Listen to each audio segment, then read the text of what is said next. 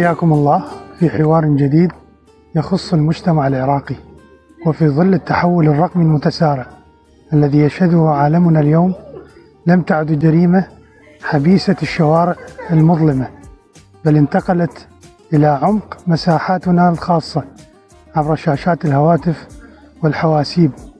الجرائم الإلكترونية والابتزاز الرقمي باتا يشكلان تهديداً حقيقياً يمس أمن الأفراد واستقرار المجتمعات، متجاوزين الحدود الجغرافية والقيود التقليدية. للبحث في جذور هذه الظاهرة وفهم سبل الوقاية منها وكيفية التعامل معها قانونياً ونفسياً، نستضيف اليوم في حوارنا هذا الدكتور عبد الهادي قاسم مهدي، اختصاص في القانون العام.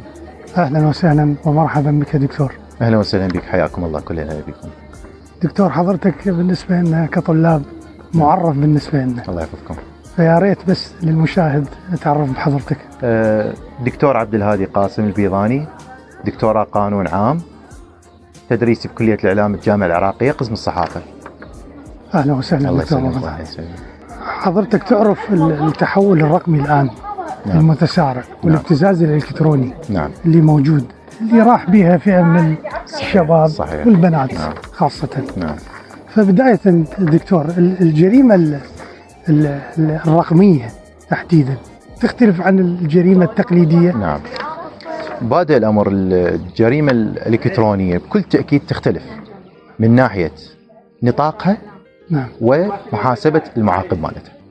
من ناحية نطاق الجريمة التقليدية، نعم، كأعطي مثال حتى يكون واضح. أنا مثلا عندي مقابلي شخص أريد أرتكب حقه جريمة، نعم، هذه جريمة تقليدية نطاقها ضيق،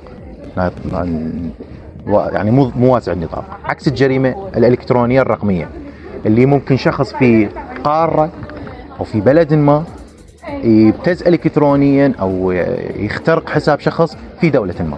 فمن ناحية النطاق يختلف أكيد بكل تأكيد، وحتى من الناحية العقابية صعب أنه أنا أوصل له يعني أجيب لبلدي وحاسب بقوانيني. دكتور، في بدايتها كانت محصورة على الفتيات خاصة. نعم. من خلال مثلا يعني الصور، يبتزوهم بالصور. اليوم لا، توسعت، صار الموضوع يعني للاثنين، يعني نعم. للشباب أيضا أكو بنات، أيضا لفئة المراهقين أكثر فئة. نعم. تستدرج الشباب وكذا. صحيح. يعني تحديدا مثل نعم. ما قلت حضرتك. نعم. المراهقين. نعم.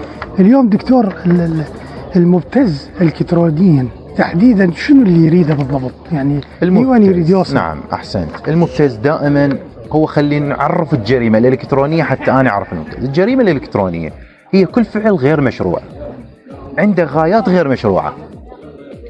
هذا الشخص دائما عنده سلوكيات عدوانية. نعم. غايته الأساسية هي الربح المالي أو تحقيق غايات لغرض ابتزاز وأخذ أمور معينة. قد يكون هذا الشخص مدفوع، أو قد هذا الشخص من تلقاء نفسه عنده غريزة انتقامية من شخص في سبيل أنه يبتز أو يعمل يعني دكتور أيضا هي حالة نفسية يعني. كل تأكيد، كل تأكيد، لأن أي جريمة نحن نحكي بشكل عام، نطاق عام، أي جريمة يرتكبها شخص هذا سلوكياته وأموره ذهنه النفسي مو سوي، مو إنسان عاقل. نعم. نعم. دكتور، ما هي أبرز الأخطاء السلوكية نعم. التي تجعل الأفراد فريسة سهلة للابتزاز؟ نعم، هذا السؤال كلش مهم. يعني هذا السؤال اليوم الإجابة عليه يوضع حد لمسائل الابتزاز الإلكتروني. نعم. أولا أنه أنا ما أقبل طلبات صداقة تجيني من أيا كان. يعني مرات تكون بعض الطلبات وهمية، تمام، بغرض التعرف عن الخصوصية، بغية أخذ المعلومات عني. اثنين، الرمز الباسورد اللي يخلونه بالحسابات لازم يكون شوية قوي، ما يكون واضح وما يكون سهل وما يكون بسيط. ما ممكن أني أنشر معلوماتي بشكل مفرط على مواقع التواصل الاجتماعي. نعم. اللي راح أكون أني فريسة سهلة لمن يرغب بالتصيد بهذا الموضوع. نعم. دكتور، هل هناك فئات عمرية يعني؟ نعم. يعني للمبتزين في هذا المجال؟ للقائم بالابتزاز. نعم. أو الضحية تتكلم؟ الاثنين.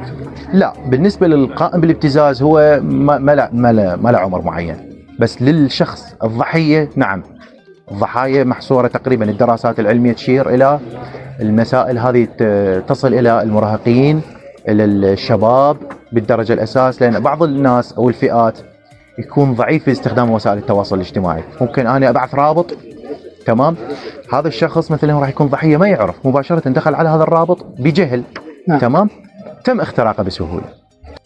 دكتور العفو، هل هناك فئات عمرية أو مجتمعية معينة هي الأكثر استهداف من خلال الابتزاز الإلكتروني؟ بكل تأكيد تشير الدراسات اللي طلعنا عليها انه الفئة المراهقين والصغار هم اكثر عرضة للابتزاز لعدة اسباب، اهمها والسبب الرئيسي هو الجهل باستخدام مواقع التواصل الاجتماعي.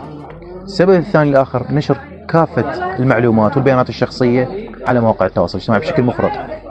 اليوم انا ما ممكن كان خلينا اسميه شخص مثلا مراهق او صغير ما يجهل، مثلا جاء رابط على مواقع التواصل دخل عليه مباشرة، هذا راح يخترق من خلاله جميع حساباته ومعلوماته وارقام، واذا حاط مثلا ارقام حسابات بنكيه فبالتالي كلها راح يتم اختراقها. دكتور، البيئه الاجتماعيه يعني النشأة مثلا، يعني اكو مثلا مناطق معينه تشوف نشأته للشاب او الشابه يعني تختلف عن منطقه اخرى، هاي هم تاثر يعني من الناحيه الثقافيه طبعا، من الناحيه الثقافيه العامه، لان اليوم انا ولدت في بيئه تمام، اولا تحترم الخصوصيه، انولدت في بيئه ما تتدخل على حسابات الغير، تمام، انولدت في بيئه مثلا يعني دكتور هنا العفو اسمع من الغير انه مثلا اني هذه الحسابات وهميه ما اقبل الطلب، ما اقبل صداقه عليها، تمام. يعني هنا دور الاهل يلعبون مهم يعني جدا، الاهل، وحتى اذا المؤسسات اليوم اللي احنا بيها الجامعيه الاكاديميه هم تلعب دور ايضا في هذا الموضوع. عفوا دكتور، هل هناك قوانين تحد من هذه الظاهره؟ للأسف نتكلم واقع اليوم، احنا في ظل التطور التكنولوجي الحديث المتقدم من الناحية القانونية ما عندنا قانون بالعراق ينظم الجريمة المعلوماتية، على عكس كثير من الدول الموجودة بالمنطقة اللي نظمت الجريمة المعلوماتية. اليوم هذا الموضوع يطبق عليه قانون العقوبات العراقي بسنة 69.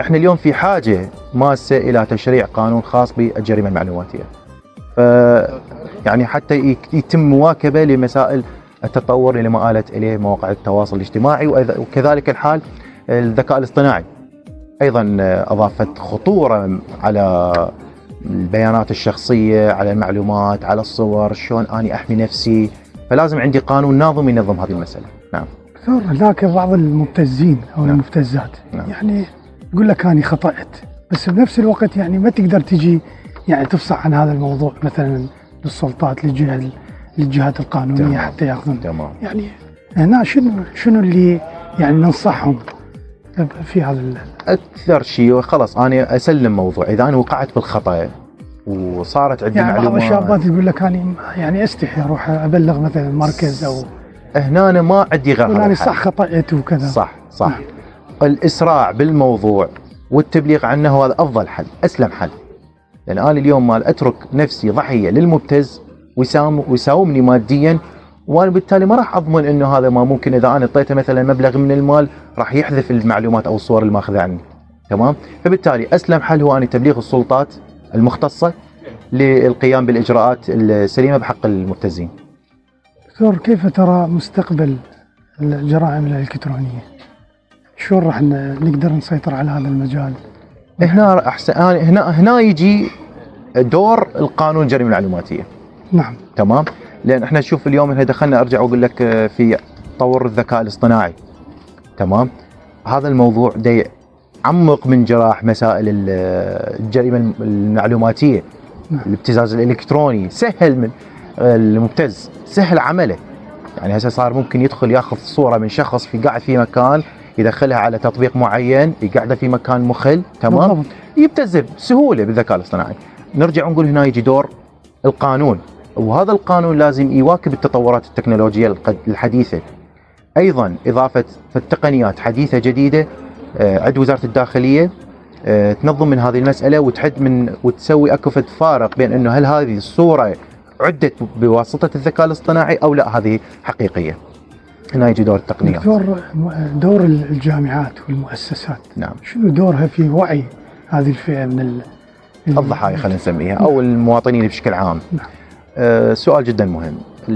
اول مساله هي تضمين مسائل الامن السيبراني في المواد، بالتحديد في خلينا نقول في حقوق الانسان، حتى ليش نثقل من كائن الطالب. اقول لحضرتك انه المناهج يعني نقدر ممكن نطور عليه، ممكن جدا نطور عليه، ممكن نضيف هذه الفقره الخاصيه ضمن ماده حقوق الانسان على سبيل المثال. الفقره الثانيه ممكن اني اضمن هذا الموضوع في الورش والندوات، التثقيف عليه. تمام. دائما اوعي الشباب. بكل تاكيد بكل تاكيد انا اليوم اذا وعيت راح اخلق جيل واعي، لان هذا الجيل ايضا راح يكون مسؤول على الاجيال اللي بعده. وهذا جواب على سؤال حضرتك من شويه، سالتني انه الاجيال تلعب دور، ثقافات تلعب دور في مسائل انه انا كيف راح احصن نفسي من المبتزين. بكل تاكيد تلعب دور. نعم دكتور، شنو تنصح المستخدمين للانترنت وكيف يعني ممكن يحتفظ ببياناته انه ما يرسلها لاي شخص مثل الصور والى اخره؟ نعم. او ممكن يفتح كاميرا أو نعم. اول نقطه اللي هي الاساسيه انه اني البيانات الخاصه او المواضيع الخصوصيه ما انشرها بشكل مفرط، يعني انشر بشكل جدا بسيط وجدا محدود ومدروس. اثنين ذكرناها من شويه انه انا ما اقبل طلبات اي شخص، طلبات صداقه ما اقبل. نقطه هم ذكرناها وكلش مهمه، فتح روابط غير موثوقه. نعم. تمام. هذه المسائل ممكن اني توديني الى مسائل الابتزاز وتخليني عرضه الى الشخص المبتز. نعم. دكتور عبد الهادي، شكرا جزيلا على هذا الحوار. انا اشكركم يا حبيبي، جزاك الله خير. اتمنى لك كل التوفيق اخ عمر. طيب. من الطلاب المهذبين والمحترمين الله يحفظك. اللي لكم ان شاء الله مستقبل جيد ان شاء الله باذن الله. كل التوفيق ان شاء الله.